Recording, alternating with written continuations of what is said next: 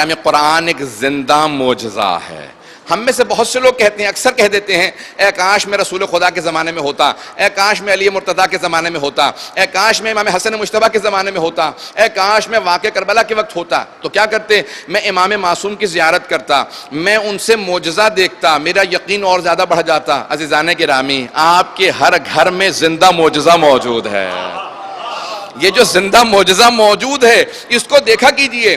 میں ایک اور اپنے بھائیوں سے کہوں گا، اپنے بچوں سے کہوں گا، اگر کبھی کوئی آپ کو کوئی ایسی ہستی خط لکھ دے جو آپ کے نزدیک اہمیت رکھتا ہو، اگر بات پہنچ رہی ہو، کوئی بہت اہم شخصیت، آپ کسی کو بہت زیادہ مانتے ہیں، وہ آپ کے نام پہ خط لکھے کہ میں نے آپ کو خط لکھا ہے، میں یقین سے کہہ سکتا ہوں کہ ہر روز انسان اگر کسی سے بہت محبت کرتا ہو نا، وہ خط لکھے تو انسان ہر روز اس خط کو کھول کے دیکھے گا، ہر روز دیکھے گا یہ خط مجھے لکھا ہے، چاہے پڑھے نہ پڑھے دیکھے گا ضرور۔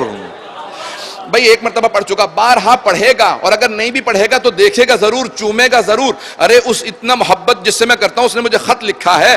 عزیزان گرامی، اللہ نے تمام آپ ماننے والوں کو قرآن کی شکل میں خط لکھ کے بھیجا ہے۔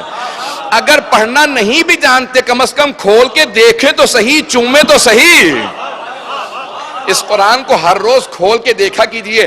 شاید اسی لیے امام صادق نے فرمایا، اسی لیے امام صادق فرماتے ہیں، کسی نے کہا مولا میں نے قرآن حفظ کر لیا ہے، تو مولا نے کہا پھر بھی قرآن دیکھ کے پڑھا کر۔ کہا لیکن مولا مجھے قرآن حفظ ہے۔ مولا نے کہا ہاں سن چکا ہوں، پھر بھی دیکھ کے پڑھا کر۔ مولا جب حفظ ہے تو دیکھ کے کیوں پڑھوں؟ کہا تجھے میرے جد رسول خدا کی حدیث یاد نہیں ہے کہ قرآن کو دیکھنا بھی عبادت ہے، قرآن کو پڑھنا بھی عبادت ہے، قرآن کو سننا بھی عبادت ہے۔ کسی اور کتاب کے لیے اتنے معجزات نہیں لکھے گئے۔ کہ جب پڑھ تو دیکھ کے پڑھا کر، اونچی آواز سے پڑھا کر، تاکہ پڑھنے کا ثواب بھی ملے، دیکھنے کا ثواب بھی ملے، قرآن کو سننے کا ثواب بھی ملے۔ معصوم فرماتے ہیں 4 چیزوں کا دیکھنا عبادت ہے۔ آل محمد کی صورتوں کو دیکھنا عبادت ہے، مصحف کریم کو، قرآن کریم کو دیکھنا عبادت ہے، خانہ کعبہ کو دیکھنا عبادت ہے۔ طواف کر کر کے تھک جاؤ تو بیٹھ کے صرف دیکھتے رہو، عبادت کا ثواب ملے گا۔ کہا مولا آپ نے کہا 4 چیزیں، کہا ماں باپ کو محبت کی نگاہ سے دیکھنا عبادت ہے۔